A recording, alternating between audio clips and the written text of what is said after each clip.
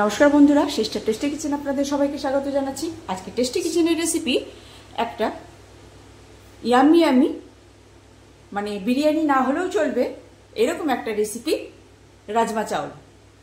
তো বা রাজমা চাউল বা রাজমা পোলাও, রাজমা পোলাওটাই বলা শ্রেয়, কেন কি আমি রাজমা পোলাওই বানাচ্ছি। তো বন্ধুরা, প্রথম থেকে শেষ পর্যন্ত দেখুন আমি রাজমা পোলাওটা কিভাবে বানাচ্ছি। প্রথমে এখানে আমি পেঁয়াজটাকে বেরেস্তা করে নিয়েছি, আর কড়াইতে তেল দিয়েছি। যেই তেলে আমি বেরেস্তাটা ভেজেছি, সাদা তেলের মধ্যে আমি দিয়ে দিয়েছিলাম ঘি, দিয়ে বেরেস্তাটা ভেজে রেখেছি।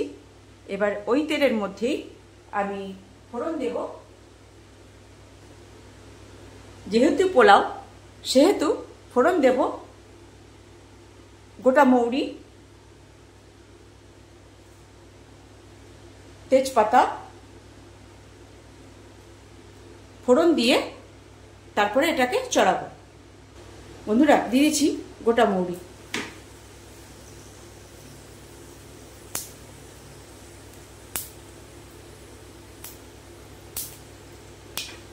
দিয়েছি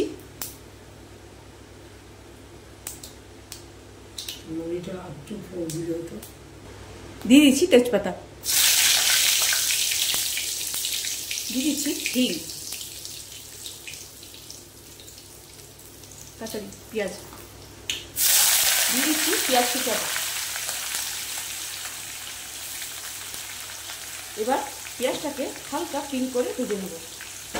বন্ধুরা, এখানে মশলা আছে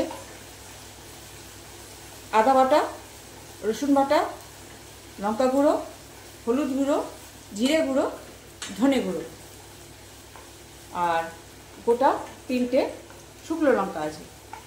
ঠিক আছে, এই আর দুটো টমেটোর পেস্ট আছে। এবার এগুলো, এই পেঁয়াজটা একটু হালকা পিঙ্ক হয়ে গেলে এবার মশলাটা আস্তে করে ছেড়ে দেবো। তখন প্রেশারটাকে লো করে নিয়ে, যাতে হস করে পুরো তেলটা উড়ে না পালিয়ে যায়, যেহেতু একটু জল টাইপ আছে, সেই জন্য প্রেশারটা তখন, ওভেনের প্রেশারটা তখন একদম লো করে আস্তে করে ছাড়বো, যাতে করে এই তেলে দিলে যেটা তেলটা উড়ে যায় সেটা উড়বে না। এটা একটা রান্নার টিপস, যে ওভেন মানে ফ্লোটা বাড়ানো বেশি থাকলে আমি যখন মশলাটা দেব, যেহেতু জল দেওয়া সেহেতু ফ্লোটা আস্তে কমিয়ে নিলে তেলটা কম ছিটকাবে। বন্ধুরা, এইবারে মশলাটা দিয়ে দেবো একবারে, আস্তে আস্তে। দেখুন কি হলো, প্রেশারটা আস্তে করে নিলাম, যেহেতু জল মশলার মতন, মশলাটা জল টাইপ হয়ে রয়েছে, সেহেতু মানে মশলাটাকে যেহেতু গুঁড়ো মশলা সেহেতু ভিজিয়ে দেওয়া হয়েছিল, সেই জন্য ফুটলো, মানে ঝাঁকটা কম হলো। এবারে প্রেশারটা হাইতে দিয়ে দেবো। বন্ধুরা, এবারে স্বাদ অনুযায়ী দিয়ে দেব নুন। যেহেতু এর সঙ্গে চাল পড়বে সেহেতু নুনের পরিমাণটা বেশি দিলাম। এবার দিয়ে দেবো চিনি, কেন কি দুটো টমেটোমের পিউরি আছে, আর পোলাও যেহেতু সেহেতু একটু মিষ্টি মিষ্টি হলে ভালো লাগবে। লাস্টে চেক করে নামিয়ে নেব কি নুনটা চিনিটা কেমন আছে। এই যে দিয়ে দিলাম চিনি।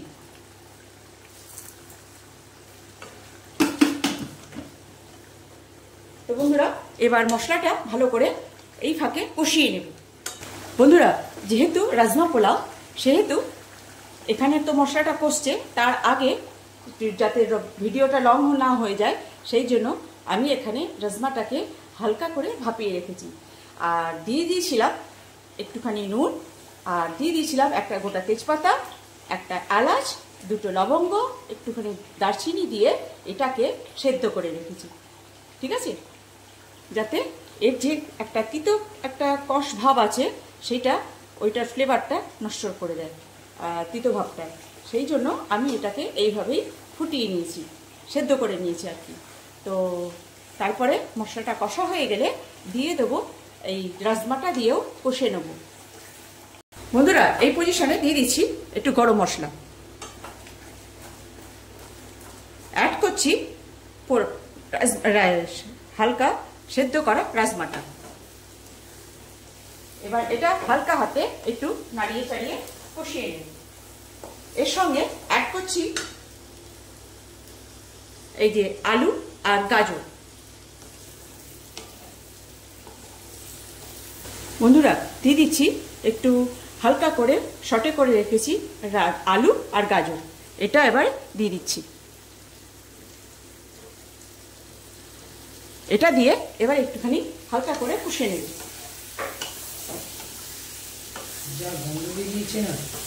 এবার দিয়ে দেবো ধুয়ে রাখা বাসমতি চাল। দিদি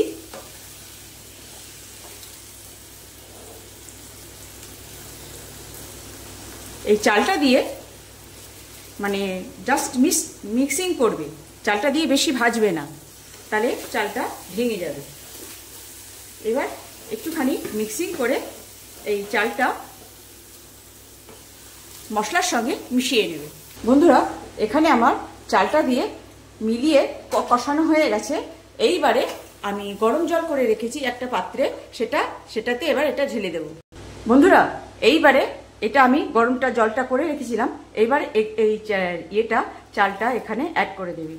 বন্ধুরা আমি এখানে এই গ্লাসের মাপে 2.5 গ্লাস চাল নিয়েছি, ঠিক এই গ্লাসেরই 5 গ্লাস জল নিয়েছি, একদম পরিমাপ মতন। তো এখানে আমি এবারে এটা একটুখানি প্রথমে হাই ফ্লেম দিয়ে দেবো, তারপরে যাতে ফুটে এটার সঙ্গে মিশে যায়, তারপরে এটাকে কমিয়ে দেবো। বন্ধুরা এবারে ফুটটা পুরোপুরি এসে গেছে।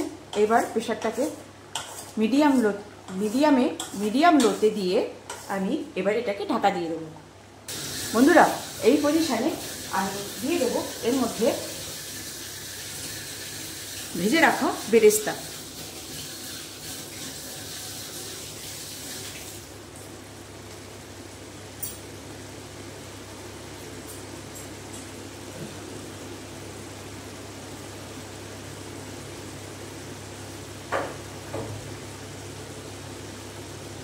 দিয়ে দেবো নারকেলের দুধ।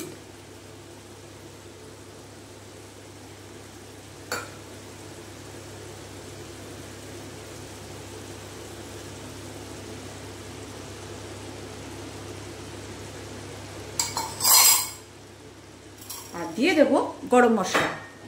বন্ধুরা দিয়ে দিচ্ছি গরম মশলা। না কিশমিশ দিয়েছি। বন্ধুরা আমি এখানে মানে 10-12টার মতন কিশমিশও দিয়েছি। এবার এটাকে ঢেকে দেব। বন্ধুরা এবার এটাকে আস্তে করে ধরে একটু মিলিয়ে নেব, আর একটুখানি নিচেও ইয়ে করে দেবো যাতে তলায় ধরে না যায়। এই যে আমার পোলাওটা রেডি, একদম পোলাও রেডি। এবার ফ্লোটা একদম সুন্দর করে সব কিছু দিয়ে মিলিয়ে দেব। আর এইভাবে আস্তে আস্তে হালকা হাতে মিলিয়ে এটাকে সব কিছুর সঙ্গে মিলিয়ে দেব।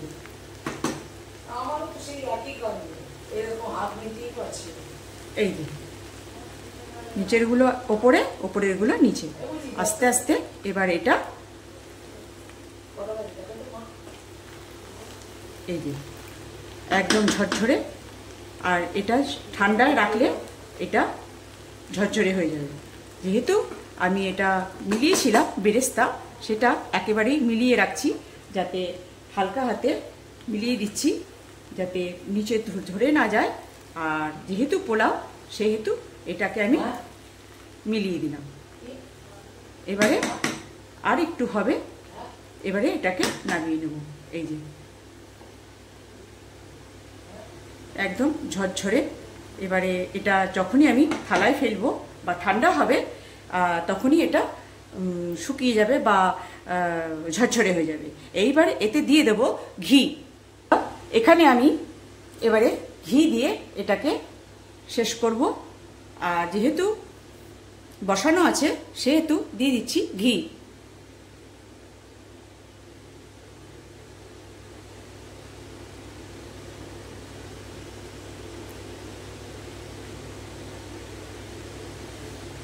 এবারে ঘি দিয়ে 5 মিনিটের মতন এটাকে ঢাকা দিয়ে দেবো, যাতে ঘিয়ের যে ফ্লেভারটা এতে অ্যাবজর্ব হয়ে যায়। বন্ধুরা এবার এটাকে আমি নামিয়ে নেব। বন্ধুরা এখানে আমার পোলাওটা কমপ্লিট।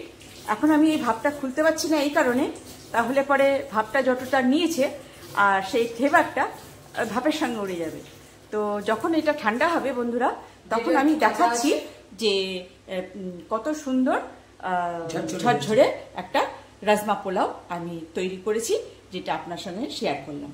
তো বন্ধুরা, তো ভালো লাগলে একটু লাইক শেয়ার দিয়ে দেবেন, পারলে কমেন্টস দিয়ে দেবেন যে ভালো লাগলো কি ভালো লাগলো না। আর পারলে এটা আমার সামান্য একটা রেসিপি, হয়তো আপনারা বানিয়ে খান, তবুও আমার টিপসটা বোধহয় একটু আলাদা। তো এইভাবে যদি আপনি মানে বর্ষার রাতে শুধু রাতের জন্য একই এতে করে নেন, তো একদম ইয়াম্মি ইয়াম্মি, আর ঘরের সদস্যরাও খুব ভালো খুশি খুশি খেয়ে নেবে। তো বন্ধুরা এই ছিল আজকে আমার রাজমা পোলাও। তো কেমন লাগলো আপনাদের? ভালো লাগলে একটু কমেন্ট দিয়ে দেবেন, আর পারলে সাবস্ক্রাইব করে নেবেন, আর ফেসবুক থেকে দেখলে আমার পেজটাকে ফলো রাখবেন। তো রাখছি বন্ধুরা, বাই।